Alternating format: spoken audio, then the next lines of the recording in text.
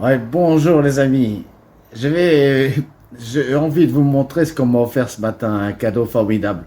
J'ai mon ami Jean-Luc, un musicien très célèbre ici en Nouvelle-Calédonie, m'a offert 3 tomes de chroniques du pays kanak. Alors là, c'est vraiment un beau cadeau pour moi.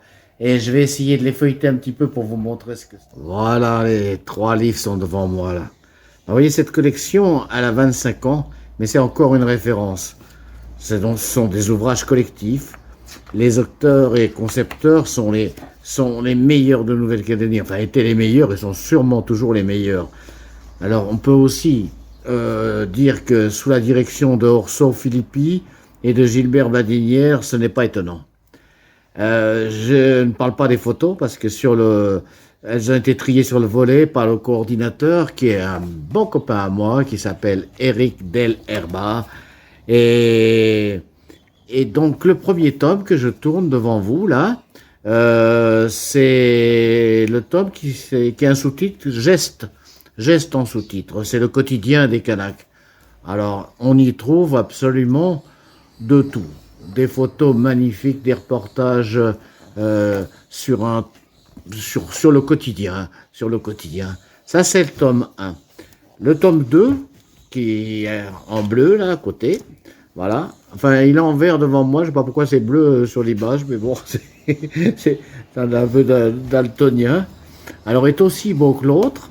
Et puis, évidemment, toujours référencé formidablement avec des images à couper le souffle, certaines, parce que c'est des belles photographies.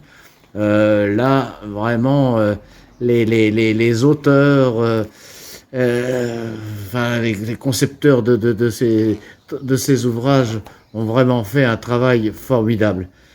Ces 4 tomes sont introuvables maintenant, elles sont devenues rares, mais, euh, mais j'ai la chance, donc, grâce à Jean-Luc, d'en avoir 3.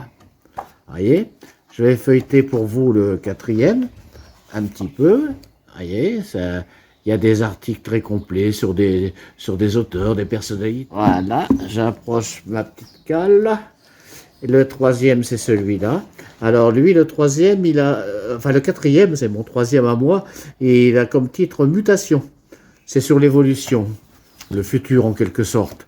Et là, et l'évolution dans des traditions, quoi, sur l'agriculture, sur l'architecture. Et c'est vraiment, vraiment 3 ouvrages que j'ai plaisir à feuilleter pour vous et à avoir récupéré. Le tome 4. Alors, ça parle beaucoup de religion, évidemment, parce que la religion, c'est quelque chose d'important dans le monde kanak. Et c'est vraiment des ouvrages qui sont non pas faits pour le vivre ensemble, mais pour le vivre et comprendre l'autre. Là, franchement, c'est bien dommage que l'on s'arrête pas assez un moment sur la culture kanak qui fait partie du patrimoine. Oui. Alors, vous allez me dire, et le tome 1? Bah, pour le tome 1, j'ai réfléchi, j'ai pas de solution. Jean-Luc Leroux me l'a pas donné, mais il m'a dit malicieusement vendredi soir au bout du monde, Jean-Luc Leroux et compagnie ont fait un petit concert.